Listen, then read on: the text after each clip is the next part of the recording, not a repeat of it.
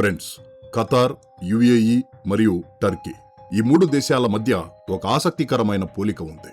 అదేంటంటే ఈ మూడు దేశాలు కూడా భారత్ నుంచి మట్టిని దిగుమతి చేసుకుంటున్నాయి. వినడానికి ఇది కాస్త వింతగా అనిపించినా వాస్తవం మాత్రం ఇదే. భారతీయ మట్టి నేడు అనేక దేశాలకు అత్యంత విలువైన వనరుగా మారింది. కేవలం ఈ మూడు దేశాలే కాదు, ప్రపంచవ్యాప్తంగా కనీసం 20 దేశాలకు భారత్ నుంచి ఎగుమతి అవుతున్న మట్టి విలువ కోట్లలో ఉంది. ప్రభుత్వ గణాంకాల ప్రకారం 2023లో భారత్ కోట్ల రూపాయల విలువైన మట్టిని వివిధ దేశాలకు ఎగుమతి చేసింది. భారత ఆర్థిక వ్యవస్థతో పోల్చి చూస్తే ఈ మొత్తం సముద్రంలో నీటి బొట్టులా అనిపించవచ్చు. కానీ అసలు కథ ఇక్కడే మొదలవుతుంది. ఈ వీడియోలో ఆ పూర్తి సమాచారాన్ని వివరంగా తెలుసుకుందాం. కానీ ముందుకు వెళ్ళబోయే ముందు దయచేసి ఈ వీడియోను లైక్ చేయండి. అలాగే మన ఛానల్ను సబ్స్క్రైబ్ చేసుకోండి. ఎందుకంటే ఇది మీకు కేవలం ఒక సెకను పని, కానీ మాకు మాత్రం ఇది ఎంతో పెద్ద సహాయం అవుతుంది.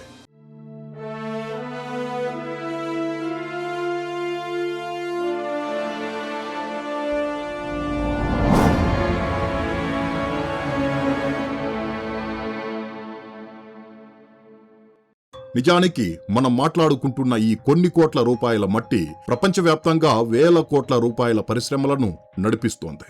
నేడు భారత్ నుంచి ఎగుమతి అవుతున్న ఇసుక మరియు మట్టి కేవలం నిర్మాణ రంగానికి మాత్రమే పరిమితం కాదు. విమానాల తయారీ నుంచి న్యూక్లియర్ పవర్ ప్లాంట్ల వరకు ఇది కీలకంగా మారింది. అంటే భారత భూమి ఇప్పుడు కేవలం వ్యవసాయానికే కాదు, హైటెక్ పరిశ్రమలకు కూడా వెన్నుముకగా మారింది. ఉదాహరణకు మన మట్టిలో ఇల్మనైట్ మరియు రూటైల్ వంటి అరుదైన ఖనిజాలు ఉన్నాయి. వీటి నుంచే టైటానియంను తయారు చేస్తారు. దీనిని న్యూక్లియర్ రియాక్టర్లు మరియు అధునాతన రక్షణ పరికరాల్లో ఉపయోగిస్తారు. టైటానియంను ప్రస్తుత కాలంలో అత్యంత బలమైన మరియు తేలికైన లోహంగా పరిగణిస్తారు. అందుకే ప్రపంచంలోని అగ్రరాజ్యాలన్నీ భారత మట్టిలో దాగి ఉన్న ఈ ఖనిజాలపై కన్నేశాయి. ఈ టైటానియం లేకపోతే న్యూక్లియర్ మరియు ఏరోస్పేస్ రంగాలు అసంపూర్ణమనే చెప్పాలి. ఇది మాత్రమే కాకుండా భారతదేశంలో లభించే గార్నెట్ శాండుకు కూడా భారీ డిమాండ్ ఉంది.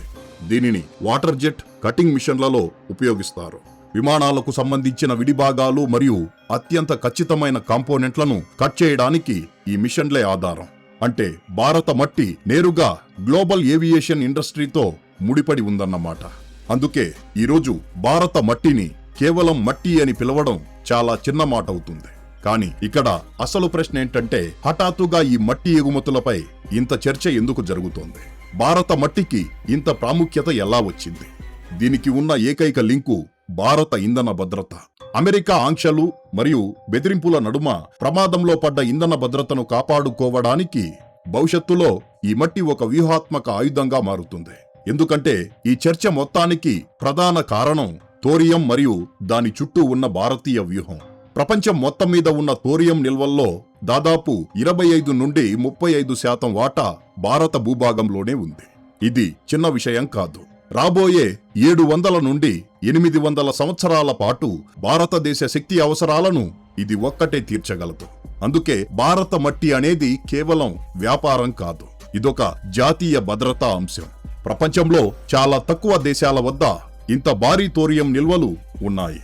మన కేరళ, తమిళనాడు మరియు ఒడిశా తీర ప్రాంత ఇసుకలో మోనజైట్ అనే ప్రత్యేక ఖనిజం లభిస్తుంది. కొన్ని తీర ప్రాంతాల్లో దీని సాంద్రత 1 నుండి 2% వరకు ఉంటుంది. ఈ మోనజైటే భవిష్యత్తులో థోరియంకు అతిపెద్ద వనరుగా మారుతుంది. థోరియంను భవిష్యత్తు న్యూక్లియర్ ఇంధనంగా చూస్తున్నారు. ఎందుకంటే యురేనియం కంటే ఇది ఎక్కువ సురక్షితం మరియు ఎక్కువ కాలం శక్తిని ఇస్తుంది. అందుకే భారత్ దశాబ్దాలుగా థోరియం ఆధారిత న్యూక్లియర్ టెక్నాలజీపై పనిచేస్తోంది. కానీ ఇక్కడ కీలకమైన విషయం ఉంది. న్యూక్లియర్ ఇంధనాన్ని తయారు చేసే ఉద్దేశంతో భారత్ ఏ దేశానికి కూడా తన మట్టిని ఎగుమతి చేయదు. భారతదేశంలో మోనజైట్ వెలికితీత బాధ్యత పూర్తిగా ప్రభుత్వ రంగ సంస్థ అయిన IREL చేతిలోనే ఉంది. దేశ భద్రతా దృష్ట్యా ఏ ప్రైవేటు కంపెనీకి గాని విదేశీ సంస్థకు గాని దీనికి అనుమతి ఇవ్వలేదు. భారత న్యూక్లియర్ భద్రత ఏమాత్రం బలహీనపడకూడదనే ఈ నిర్ణయం తీసుకున్నారు. ఇక న్యూక్లియర్ ఇంధనమే కాకుండా భారత మట్టిలో సిలికా మోతాదు కూడా చాలా ఎక్కువగా ఉంటుంది. నేటి ఆధునిక ప్రపంచంలో సిలికా అత్యంత అవసరమైన పారిశ్రామిక ముడిసరుకు. Glass industry, ceramic, pharma sector మరియు వ్యవసాయంలో దీనిని భారీగా వాడతారు. అంతెందుకు, సెమీ కండక్టర్ ఇండస్ట్రీ మొత్తం ఈ సిలికా పునాదులపైనే నిలబడింది. అందుకే అమెరికా, స్వీడన్, ఇటలీ వంటి దేశాలు భారత మట్టి కోసం తమ డిమాండును పెంచుతున్నాయి.